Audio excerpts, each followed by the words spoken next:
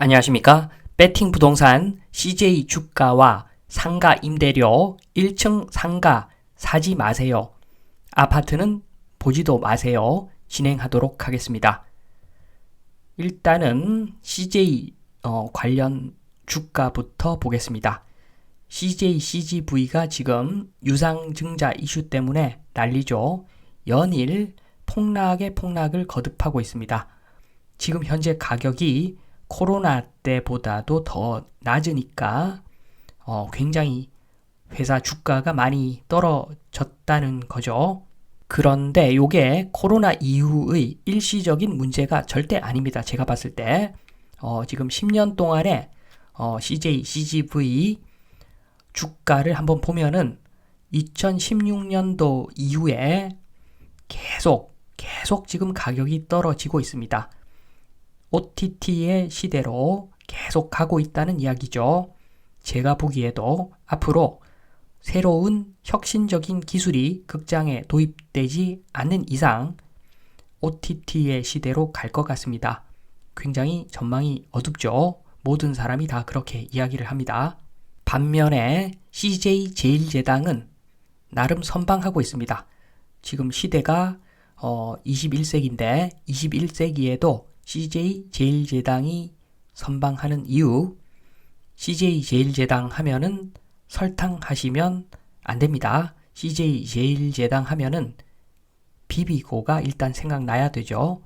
간편식 때문에 그나마 CJ 제일제당은 주가 방어를 하고 있습니다. 그래서 CJ 관련해서 여러 가지 이야기를 할 수 있는데 요 간편식은 인터넷 주문과 택배 배송 그것하고 맞물려 가지고 지금 선풍적인 인기를 끌고 있습니다. 그래서 CJ 관련 도심 부동산 공급 폭탄 한번 보면은 일단 식당 갈 일이 많이 줄어들었습니다. 코로나 이후에 비비고 같은 거 먹어 보시면 식당에서 먹는 거랑 맛이 큰 차이가 나지가 않습니다. 그래서 구태여 식당 갈 필요가 없죠. 그리고 인터넷 주문 때문에 대형마트도 설 자리가 점점 없어져 가고 있고 극장 같은 경우에는 OTT 때문에 많이 문을 닫을 것으로 보여집니다. 그래서 CJ 관련 도심 부동산 공급 폭탄 앞으로 굉장히 많은 공급이 이루어질 겁니다. 토지가 공급이 되겠죠. 식당이 있던 자리, 대형마트가 있던 자리, 극장이 있던 자리, 그 모든 땅들이 공급 폭탄이 되어서 올 것 같습니다. 지금 이야기 드리는 것은 요점이 아니라 이번 시간에는 요 이야기죠. 식당에서 먹는 것보다도 집에서 간편식 사서 데워서 먹으니까 맛은 같고 더 청결하더라. 식당이 설 자리가 없습니다. 이것뿐만이 아니죠. 식당 하면은 기본적으로 최저임금이 생각납니다. 정경련 최저임금 1만 원 되면은 일자리 6만 9천 개가 감소한다고 합니다. 약간 과장된 이야기일지도 모르지만 확실한 것은 최저임금 정말 부담스러운 것은 사실입니다. 소규모로 어떤 자영업을 운영할 때 최저임금 정말 겁나는 상황까지 온 것 같습니다. 그런데 직장인 77%는 최저임금을 1만 1,000원 정도 해야 된다고 합니다. 이런 거 보면 직장 생활 너무 오래 하는 것도 별로 좋은 것은 아닌 것 같습니다. 요렇게 1만 1,000원이 되면은 편의점 김밥이 5,000원, 된장찌개가 10,000원이 이제 곧 올 겁니다. 그런데 77%가 최저임금 11,000원 주장을 한답니다. 오늘 제가 말씀드리고자 하는 것은 상가에 관련된 이야기죠. 특히나 1층 상가, 상가하고 사무실 비교를 해보시면 최근에 1층 상가 공실이 엄청납니다. 임대료가 비싸죠.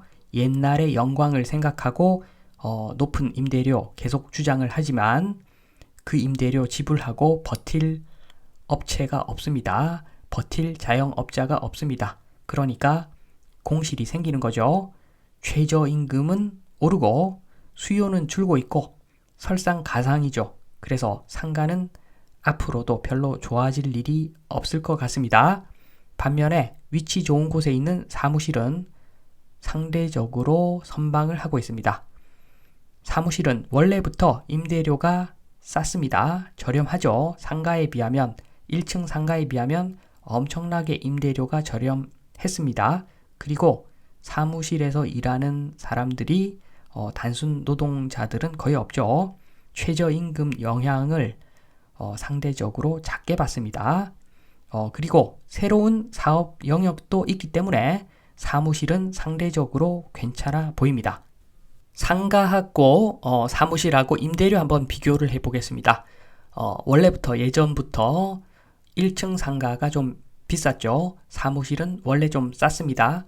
그런데 사무실은 너무 싸다 보니까 임대료가 우상향을 하죠. 물론 실제로는 이렇게 직선이 아니라 계단식으로 상승을 합니다. 잠잠하다가 한번 올라주고 잠잠하다가 한번 올라주고 이런 식으로 계단식으로 상승을 하지만 서울의 초역세권 사무실은 임대료가 앞으로도 완만하게 상승할 겁니다. 반면에 1층 상가는 도시로 인구가 집중되고 그리고 인구가 폭발적으로 증가하면서 수요가 급증하니까 폭등을 했었죠. 예전에 폭등을 했었죠. 서울 1층 상가는 폭등을 했었고 그 이후에 내수가 많이 바뀌었죠. 인터넷 쇼핑 들어오면서 힘을 점점 못 쓰고 있죠. 계속 우하향을 하고 있는데 그러다가 한번 임대료 폭락이 거의 지금 시점이 다가온 것 같습니다. 임대료가 폭락할 시점이 거의 다가온 것 같습니다.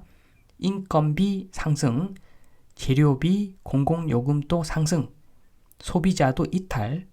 그래서 공실은 필연이고 당연히 임대료가 폭발적으로 하락하지 않으면 임대료가 폭락을 하지 않으면 공실이 아마 필수가 될 겁니다. 당분간 결국에는 제 가격을 찾아서 굉장히 많이 내려가겠죠. 임대료가. 그런 과정을 거쳐서 상가의 임대료가 충분히 담백해지고 나서 그러고 나서 아마 완만한 우상향을 할 겁니다. 사무실처럼 사무실과 같이 완만한 우상향을 하겠죠. 저는 일단은 이렇게 예상을 합니다. 앞으로 어떤 혁신적인 기술이 또 도입될지 모르겠지만 지금으로서는 이러한 그림이 어느 정도 그려집니다. 그러면 상가, 오피스, 아파트 매매 가격 수준을 한번 보겠습니다. 사무실하고 상가는 임대료하고 그래프 모양이 비슷하다고 보시면 됩니다. 합리적인 시장이죠. 상가의 가격은 임대료하고 연동돼서 매매 가격이 형성되는 것이고 사무실도 마찬가지죠. 나름 합리적인 시장입니다. 그런데 아파트는 잘 아시겠지만 임대료는 전혀 오르지 않아도 아파트 임대료는 전혀 올라가지 않아도 가격은 폭발적으로 상승해 왔습니다. 굉장히 기이한 현상인데 요거는 아파트 가격을 아파트 가격을 올려서 이득을 보는 집단이 많기 때문에 짝짝꿍 해가지고 아파트 가격을 어거지로 올렸다 이렇게 생각하시면 됩니다. 지금 아파트 가격 한번 보시면 상가는 양반이죠. 상가는 양반입니다. 아파트는 더더더 비쌉니다. 일단은 전세 제도만 자연스럽게 소멸되더라도 아파트 가격은 폭락을 할 겁니다. 상가가 떨어지는 것보다도 훨씬 더 큰 폭으로 떨어져야지 정상이죠. 아파트도 어차피 감가상각이는 건물 있는 물건이기 때문에 상가와 사무실처럼 임대료가 나와줘야지 가격이 유지가 될 수 있는 그런 상품인데 지금 현실은 그게 아니죠. 전세 제도 때문에. 따라서 아파트는 정말 말도 못하게 많이 떨어질 겁니다. 그래서 정리를 하자면 1층 상가 웬만하면 사지 마시고 아파트는 쳐다보지도 마시라. 요 말씀을 또 드리면서 이만 마치도록 하겠습니다. 감사합니다.